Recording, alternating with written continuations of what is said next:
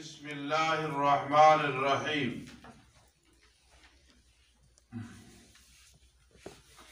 وَنُفِخَ فِي الصُّورِ فَإِذَا هُمْ مِنَ الْأَجْدَاثِ إِلَىٰ رَبِّهِمْ يَنْسِلُونَ صدق اللہ العظیم. یہاں ہی سے چلنا تھا. اور پھونکا جائے گا بگل میں. یہ نفخ ثانیہ ہے.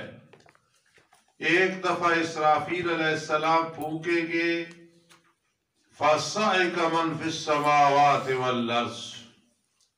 دوبارہ پھونکیں گے تو سب زندہ ہو جائیں گے, ہوش میں آ جائیں گے.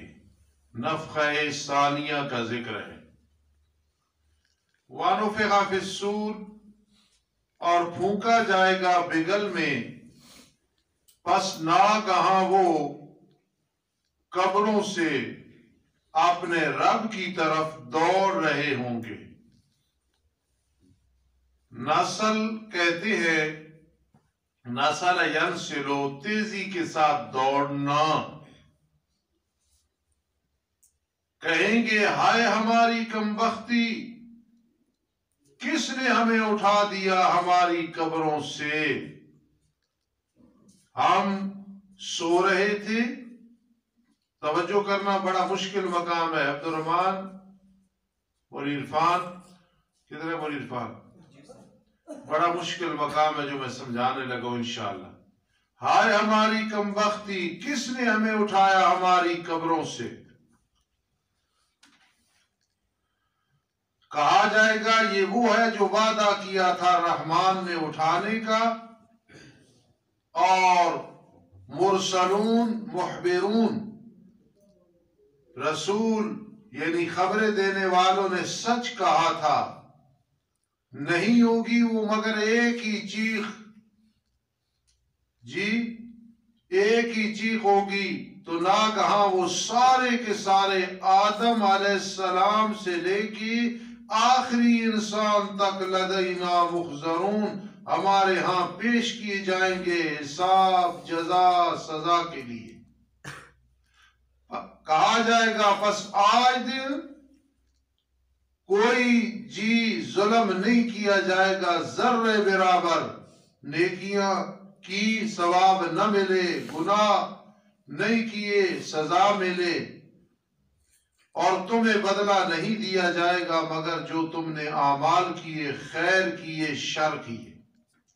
مولانا ایک سوال یہ ہے, سیف الاسلام, ایک سوال یہ ہے کہ سوال ہے کس نے ہمیں ہماری قبروں سے اٹھایا. تو جواب یہ ہونا چاہیے تھا کہ اللہ نے اٹھایا, بس بات ختم. یہ جو آیا ھذا ما وعد الرحمن وصدق المرسلون, یہ کوئی جواب سوال کے مطابق نہیں. تو جواب یہ ہے کہ جب سوچو تو بالکل جواب سوال کے مطابق ہے. کس نے ہمیں اٹھایا؟ ھذا ما وعد الرحمن, یہ اٹھانا اللہ کا وعدہ ہے, اس نے اٹھایا ہے نا. ایک دوسرے نمبر پہ یہ جو آگے ہے نا وصدق المرسلون, یہ سب ان کے لیے توبیخ اور ڈانٹ ہوگی.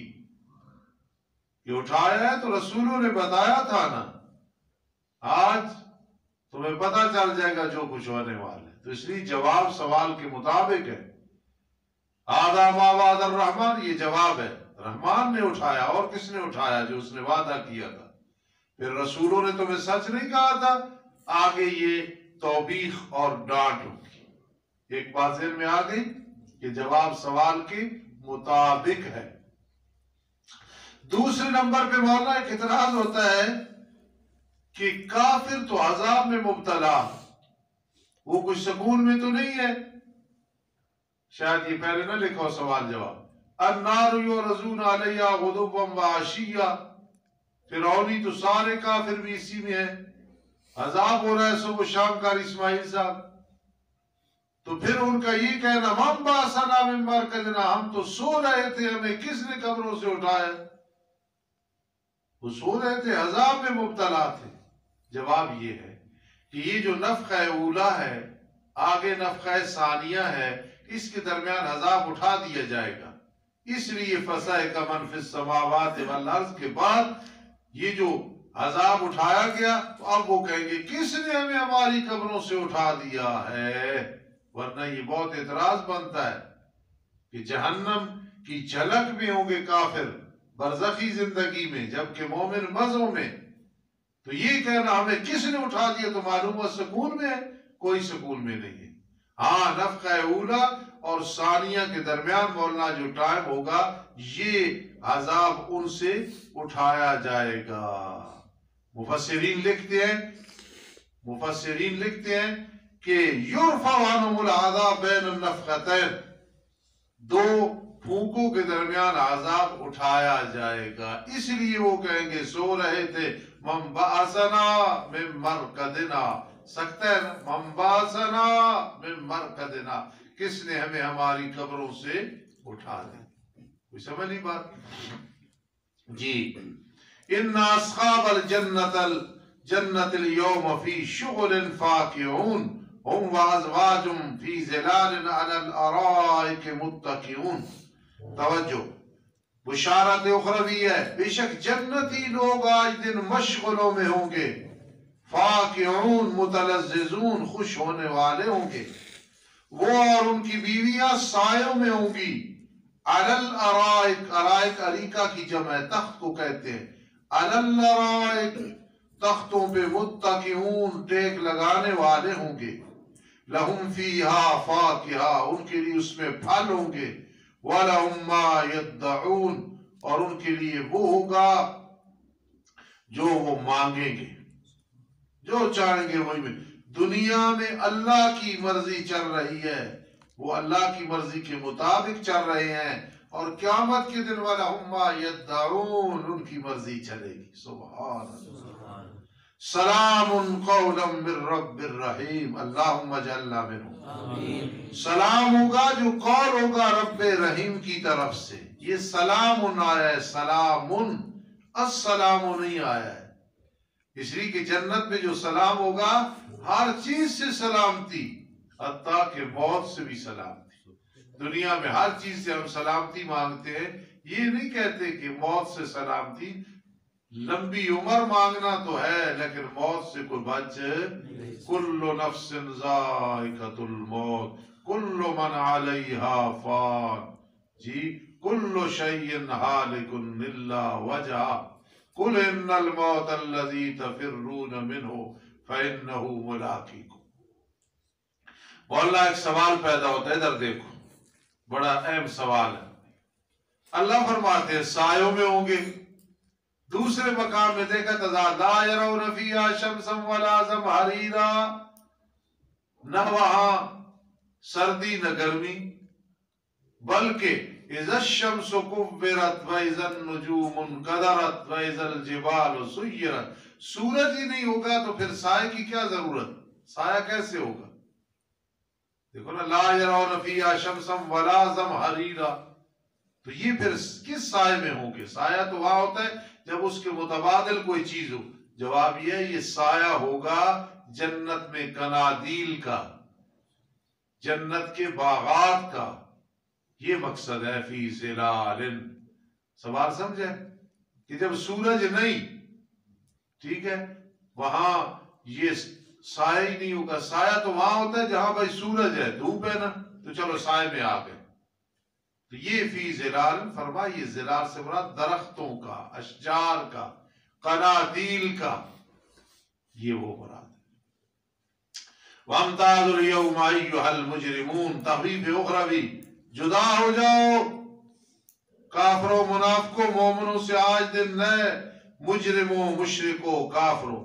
أَلَمْ آہد إِلَيْكُمْ يَا بَنِي آدم، سوال سمجھے نا جو میں نے کیے، آذا ما وعد الرحمن پہ ہم وازواج، یہ لکھنے بھی ہے، کیا میں نے تمہاری طرف حکم نہیں کیا تھا بنی آدم یہ کہ تم شیطان کی عبادت نہ کرو؟ کوئی بھی غیر اللہ کی عبادت کرتا ہے سبب شیطان بنتا ہے، اس لیے تسمیت المسبب باسم السبب، تسمیت المسبب باسم السبب، اللہ تعبد الشیطان، نہ پکارو شیطان کو इन्नहु लकुम अदुव्वुम मुबीन, बेशक वो तुम्हारे लिए खुला दुश्मन है। और ये कि तुम इबादत करो मेरी, हादा सिरातुम मुस्तकीम, ये सिर्फ मेरी इबादत करना सिरातुम मुस्तकीम, सीधा रास्ता है। वलक़द अज़ल्ल मिनकुम जिबिल्लन कसीरा, अलबत्ता ताकि उस इब्लीस ने गुमराह किया तुम में से बहुत सारी मखलूकों को। अफलम तकूनु ताकिलून, क्या भला तुम समझ नहीं रखते थे? हाज़िही, ये जहन्नम है जिसका तुम्हें वादा दिया गया था अंबिया किराम अलैहिमुस्सलाम की जबान पे। इस्लौहा, दाखिल हो जाओ इसमें आज दिन, बिमा कुंतुम तकफुरून, बसबब उसके कि तुम अल्लाह उसके रसूल की आयात का अहकाम का इनकार करते थे।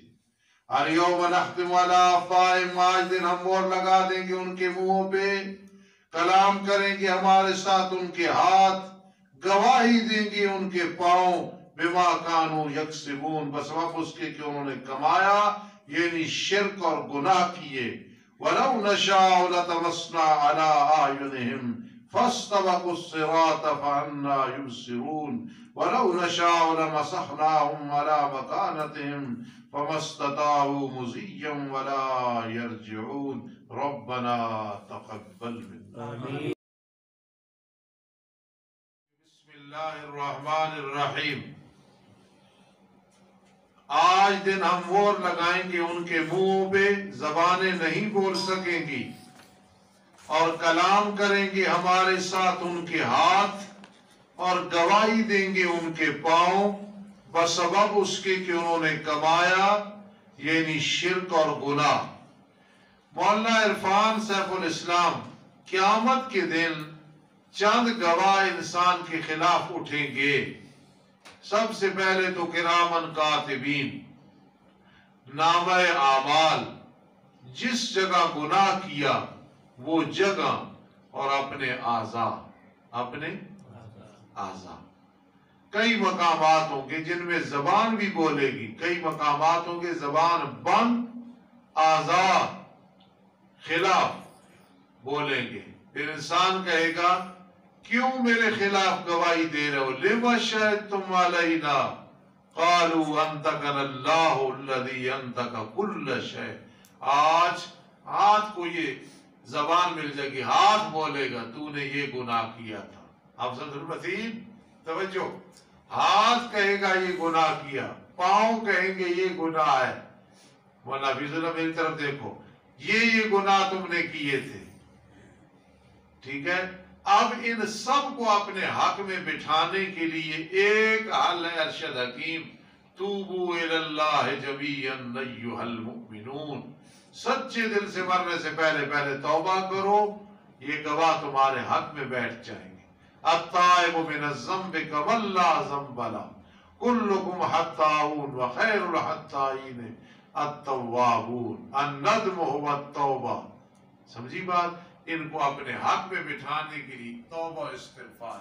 हदीस पाक में आता है जो ज्यादा इस्तिग़फ़ार करता है और नामे आमाल में इस्तिग़फ़ार ज्यादा है तो मेरी तरफ से उसे मुबारक दे देना। मेरी तरफ से क्या दे देना? हम मोहर लगा देंगे उनके मुंहों पे और कलाम करेंगे हमारे साथ उनके हाथ और गवाही देंगे। सवाल पैदा होता है कि हाथ और पांव का जिक्र आया है, आंखों का जिक्र नहीं आया, कान का जिक्र नहीं आया। इसका जवाब यह है चूंकि हेड हाथ होते हैं ना, ज़ारल फसाद फिल बर्र वल बहर बिमा कसबत अयदीन नास, सारे गुनाह तो हाथ नहीं करते। हेड चूंकि हाथ और पांव होते हैं ना, इसलिए अयदीहिम व तशहदु अर्जुलुहुम आया, ज़िम्नन सारे आ गए। पहला जवाब। दूसरा ये कि हाथ बोलेंगे और पांव गवाही देंगे, इसलिए कि हाथ तो काम करते हैं, पांव साथ होते हैं, जो साथ होता है वो गवाही दे सकता है। हाथ बोलेंगे, पांव क्या देंगे? इसलिए पांव हर वक्त साथ होते हैं ना, हाथ काम कर रहे हैं, पांव साथ है, इसलिए गवाही का जिक्र है। ये दो नुक्ते जो मैंने बयान किए बड़े जबरदस्त हैं। सुबह मैंने ये कहीं से पढ़े हैं तो मैंने आपको बता दिया। वलौ नशाअ लतमस्ना अला आयुनिहिम, अगर हम चाहते البتہ بے نور کر دیتے ان کی آنکھوں کو، دنیا میں ان کی نظر بھی چلی جاتی، پھر ڈھونڈتے پھرتے راستے کو پھر کس طرح وہ دیکھ سکتے؟ اور اگر ہم چاہتے تو البتہ ہم ان کی شکلیں بگاڑ دیتے، لَمَسَخْنَاهُمْ عَلَىٰ مَكَانَتِهِمْ، غلام البتہ ہم ان کی شکلیں بگاڑ دیتے، پتھر بنا دیتے، دن میں روح ہی نہ ہوتی، بس نہ وہ طاقت رکھتے چلنے کی اور نہ لوٹنے کی، لیکن ہم نے زہری آنکھیں بھی نہیں دی، شکلیں بھی انسانوں والی ہیں، یہ ہماری رحمت ہے۔ وَمَن نُعَمِّرْهُ نُنَكِّسُهُ فِي الْخَلْقِ، جس کو ہم عمر زیادہ دینا چاہتے ہیں اس کو الٹا کر دیتے ہیں پیدائش میں۔ إِلَىٰ أَرْذَلِ الْعُمُرِ، بعض اوقات کمر جھک جاتی ہے، بینائی چلی گئی اور کمزور ہو گیا، یار دوست چھوڑ گئے، سب سے بڑا المیہ جیب خالی ہو گئی، اب ہاتھ میں لاٹھی آ گئی ہے، عصا آ گیا ہے۔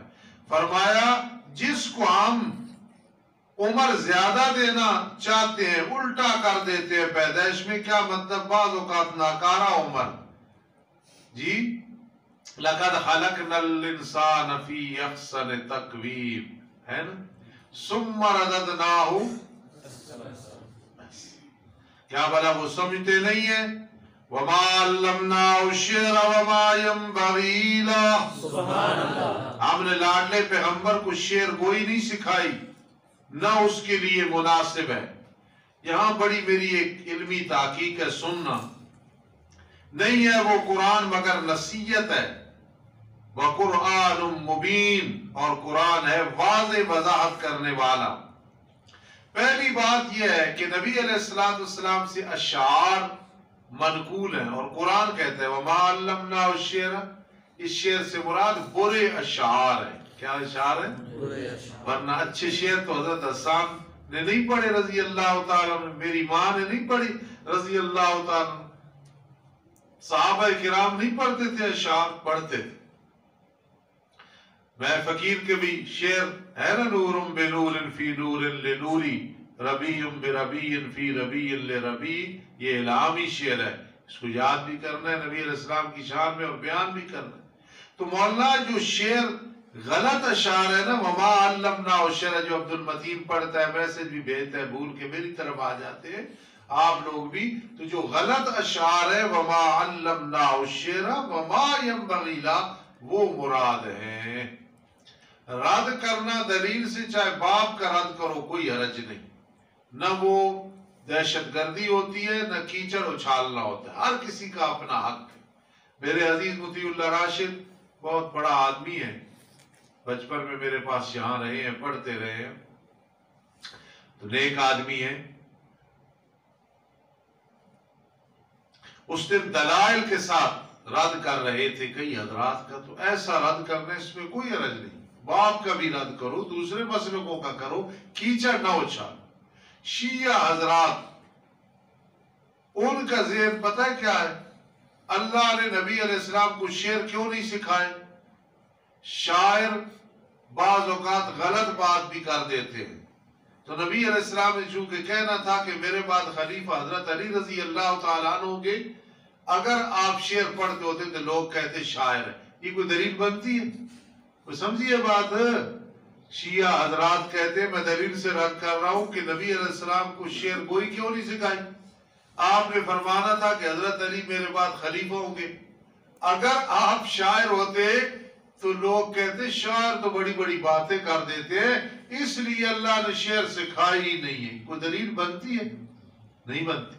صدیق اکبر رضی اللہ تعالیٰ خلیفہ اول ہے، فاروق اعظم ہے، حضرت عثمان ہے، پھر حضرت علی رضی اللہ تعالیٰ عنہ۔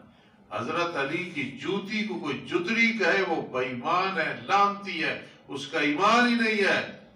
لیکن خلیفہ کون ہے پہلے؟ صدیق اکبر ہے، پھر فاروق اعظم، پھر حضرت عثمان، پھر حضرت علی رضی اللہ تعالی عنہ۔ وما علمناه الشعر وما ينبغي له ان هو الا ذکر وقرآن مبین۔ جو حضرات متنبی پڑھ رہے ہو، زندگی میں بڑی دفعہ ٹوٹی پھوٹی پڑھائی ہے، یہ متنبی والا اشعار میں بڑا ماہر تھا، نبوت کا دعویٰ بھی کیا، بعد میں طائب ہو گیا، لیکن اس کی شعروں میں سوز نہیں ہے، ٹھیک ہے، کوئی مزہ نہیں ہے۔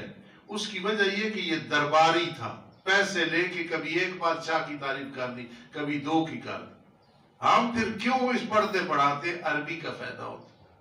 قاضی شمس الدین علیہ رحمت فرماتے تھے کہ ایک شاعر نے ایک بادشاہ کی تعریف، بادشاہ نے کہا اسے 10,000 دینار دے دو۔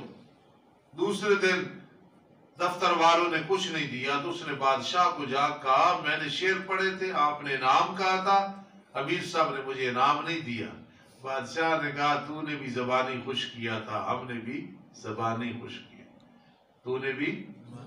تو اشعاروں کا کیا ہوتا ہے جو صحیح شعر نہ ہو تو آسمان پہ لے جاتے ہیں بات کو۔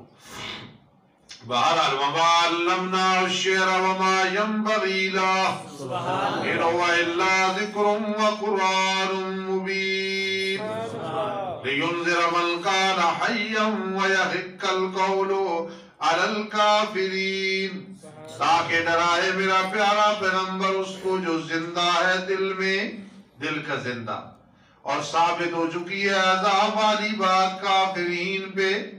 پانچویں اگلی دلیل، اولم یروا یعلموا، کیا انہیں علم نہیں ہے؟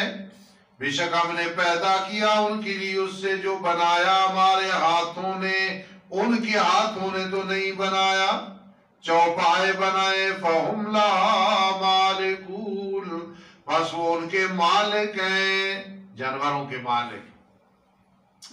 قاری نعم اللہ صاحب ایک اعتراض ہوتا ہے کہ ہم نے تو آج تک سنے کہ ایک انسان کو اللہ نے اپنے ہاتھ سے بنایا، بیدیہ، یہ جنت الفردوس کو بنایا، باقی تو قدرت سے بنایا، اور یہاں ایدینا ہے، سورہ یاسین ہے نا، قرآن کا دل ہے نا، اس لیے میں زور دے رہا ہوں۔ تو جواب یہ یہاں ایدینا سے مراد قوت ہے، ہم نے اپنی طاقت سے بنایا، ہم نے وَذَلَّلْنَا لَهُمْ فَمِنْهَا رَكُوبُهُمْ وَمِنْهَا يَأْكُلُونَ، اور ہم نے ان جانوروں کو ان کے تابع کر دیا ہے، اب بعض ان میں سے سواری کا کام دیتے ہیں، بعض کو وہ کھاتے ہیں، اور ان کے لیے ان میں منافع بھی ہیں، دودھ پینا بھی ہے۔ افلا یشکرون، کیا بھلا وہ شکر ادا نہیں کرتے ہیں؟ وَاتَّخَذُوا مِن دُونِ اللَّهِ آلِهَةً، زجرہ بنا رکھے انہوں نے اللہ کے سوا معبود، شاید کہ ان کی مدد کی جائے گی شدائد میں، مہمات میں، مصائب میں، جی شاید کہ ان کی مشرکوں کی مدد کی جائے گی اپنے معبودوں کی طرف، اس لیے بنا رکھے، نہیں طاقت رکھتے وہ معبود ان کی مدد کی۔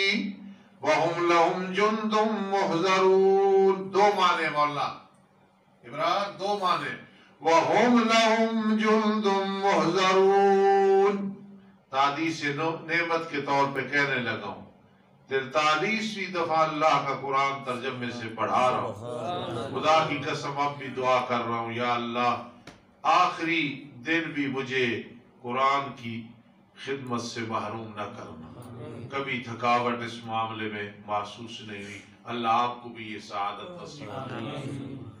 دو مطلب ہے، ایک مطلب یہ ہے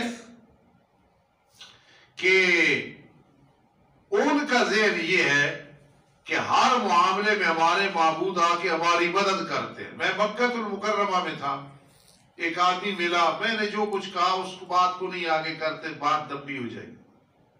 وہ مجھے کہنے لگا جو میرے پیر ہیں نا ہر وقت میرے ساتھ ہوتے ہیں، کہتا ہے ایک دن میں نے پگڑی اتاری ہوئی تھی، میں لیٹرین میں بیٹھا تھا تو پیر صاحب نے کہا کہ بیٹا سر پہ کپڑا لے لو، تو میں نے اس کو کہا کہ اس ٹائم تو شیطان بھی نہیں آتا ہے، تو مجھے کہتا ہے کہ بس ہمارا جو عقیدہ ہے وہ عقیدہ ہے کہ پیر صاحب نے مجھے لیٹرین میں آواز دی بیٹا سر پہ پگڑی لے لو، نہیں سمجھی بات؟ تو فرمایا ان مشرکوں کا نظریہ یہ ہے کہ ہر کام میں وہ لشکر بن کے ہماری مدد کے لیے آتے ہیں، وَهُمْ لَهُمْ جُنْدٌ، حالانکہ ان کے لیے لشکر ہے جو پیش کیے جاتے ہیں سارے عوام۔